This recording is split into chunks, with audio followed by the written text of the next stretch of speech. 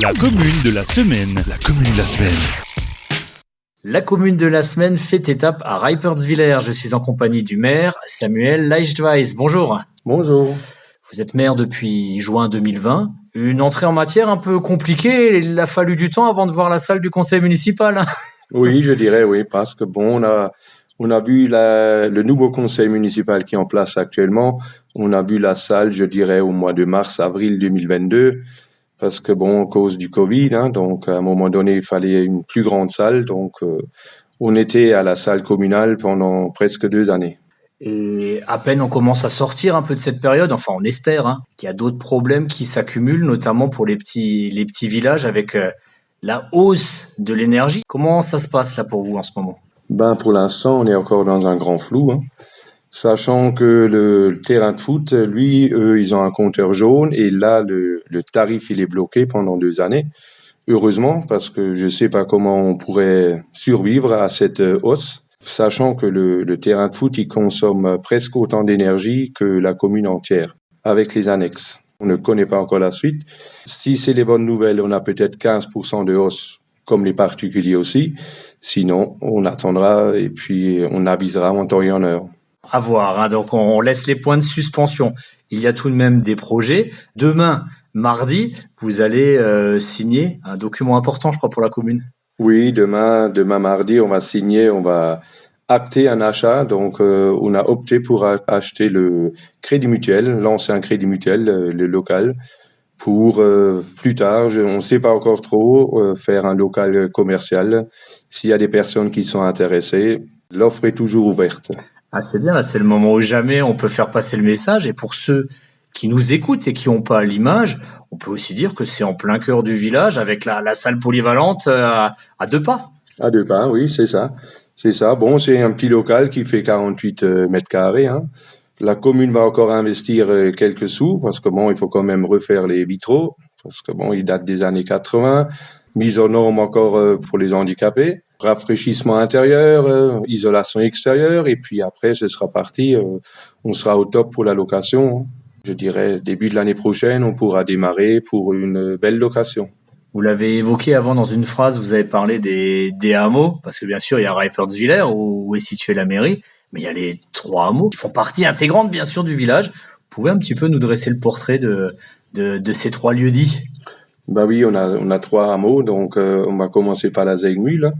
La Zeigmühle, pourquoi la Zeigmühle? Parce que bon, à l'époque, il y avait quand même une scierie qui était implantée à la Zeigmühle, qui fonctionnait avec le ruisseau qui passe à travers la Zeigmühle.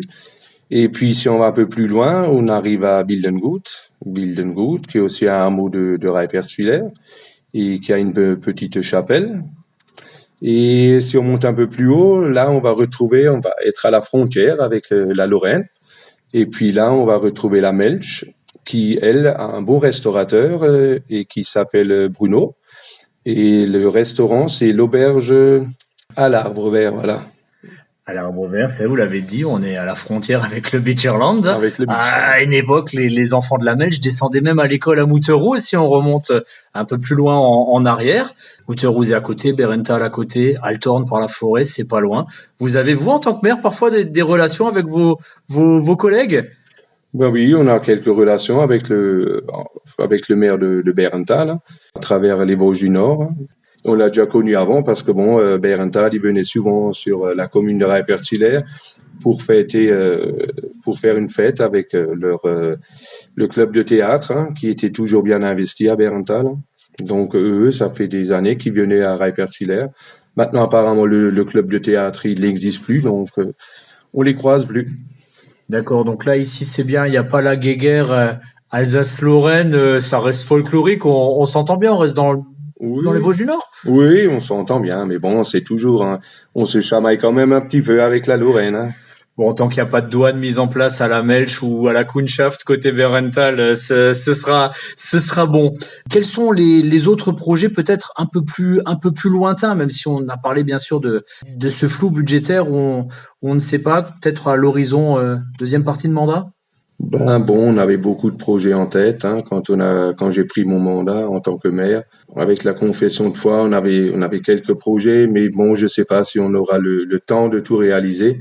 Mais bon, j'espère qu'on pourra avancer sur ce sujet encore et que l'État sera derrière nous pour nous subventionner parce que pour l'instant, on a les mains liées. On n'a pas trop de budget et on est une petite commune et voilà. Pour l'instant, les grands chantiers, c'est encore notre école maternelle qui nous tient à cœur. Donc, qu'on avait dit comme quoi on allait changer les vitres, les sanitaires parce que bon, c'est une bâtisse qui date des années 80. Un petit rafraîchissement, elle en a bien besoin, cette école. Et puis après, on est encore sur le schéma pour se bagarrer un peu, entre parenthèses, pour avoir un périscolaire dans notre commune. Sachant que c'était prévu sur la commune de Wimmenau, mais vu le nombre d'écoles qu'on a encore, on compte quand même encore 5 classes à Railpertuilaire. Donc du coup, on n'aimerait pas tout lâcher à Railpertuilaire. Et avec les annexes, pareil, donc les enfants qui viennent encore des annexes, il faut quand même à un moment donné faire très attention à nos tout petits qui ne sont pas là que pour être transportés comme du bétail toute la journée, qui aimeraient quand même un peu profiter de la vie et des écoles. Pour vous, là, pour le RPI, le regroupement pédagogique intercommunal, ce serait plus ou moins central le pôle scolaire à Railpertuilaire, quoi. Je dirais, oui, franchement, on est bien placé, on a une belle école maternelle, un bel ensemble, et puis pour moi, personnellement, ce serait l'avenir du périscolaire, je le verrais bien dans la commune de Railpertuilaire. On parle d'école, on est au mois de septembre, vous êtes un enfant du village, vous vous souvenez du mois de septembre quand vous étiez gamin, la rentrée à Raip, c'était comment? C'était folklorique, c'était folklorique. À l'époque, cette école maternelle, elle n'existait même pas encore, quand moi j'ai encore fréquenté l'ancienne école maternelle. Donc, oui, bon, j'ai quand même déjà 51 années, donc plus trop jeune non plus. Mais bon, j'ai pas encore fréquenté la nouvelle école maternelle. Mais avant, c'était quand même beaucoup mieux. Et puis, on n'avait pas encore tous ces RPI. Voilà, on avait quelques classes de moins que maintenant. Mais bon, on avait des bons professeurs à l'époque aussi. Railpertuilaire était un village encore un petit peu plus gros. À un moment, au début de ce siècle, on était quasiment aux milliers d'habitants, enfin pas loin. Et là, un peu comme partout dans les Vosges du Nord, on a tendance à perdre un peu les habitants chaque année. C'est très important de garder les écoles pour quand même maintenir la vie, je pense. Oui, c'est ça. Il faut quand même savoir que en 2006, on était au taquet. On avait le plus d'habitants. On avait 100 habitants de plus qu'à l'heure actuelle, sachant qu'en 2006, je crois qu'on était dans les 960. On a quand même perdu 100 habitants en 14 ans. Donc, c'est pas négligeable. Et qu'est-ce que vous diriez aux gens pour les convaincre de venir s'installer à Railpertuilaire? Attendez encore 5 années et puis on aura créé notre lotissement. On est en train ça fait des années, ça fait depuis 2004 ou 2006 qu'on est en train d'acheter des terrains pour notre futur lotissement, ce qui reste encore futur à l'heure actuelle. Mais j'espère que d'ici la fin de mon mandat, en 2026, on aura acquis et on pourra débuter les travaux du nouveau lotissement. Et on va finir sur une petite touche presque professionnelle. Vous avez dit tout à l'heure, j'ai déjà un petit peu des kilomètres de vol à 51 ans, mais c'est pas trop vieux non plus. Vous êtes encore actif. Comment est-ce qu'on fait pour concilier vie professionnelle et maire, parce que c'est prenant d'être maire? Oui, bon, j'ai quand même, à la base, je travaille en équipe, donc en 2x8. Et puis, je me suis mis d'accord avec mon supérieur, comme quoi je pouvais faire que l'équipe du matin, donc de 5h à 13h. Et puis, là, les après-midi et les soirées, je les consacre à la mairie et aux réunions, que ce soit des réunions de la Comcom, SMICTOM ou n'importe. Mais il y a toujours de quoi faire et puis on peut bien remplir la semaine. Donc on peut dire poste du matin au boulot, poste d'après-midi à la mairie. Ça laisse pas beaucoup de temps pour souffler, ça. Non, ça laisse pas. Heureusement qu'il y a des vacances entre et qu'il y a un jour de repos par semaine, le mercredi, où là on touche à rien. Merci beaucoup, bonne journée. Merci à vous aussi. Au revoir.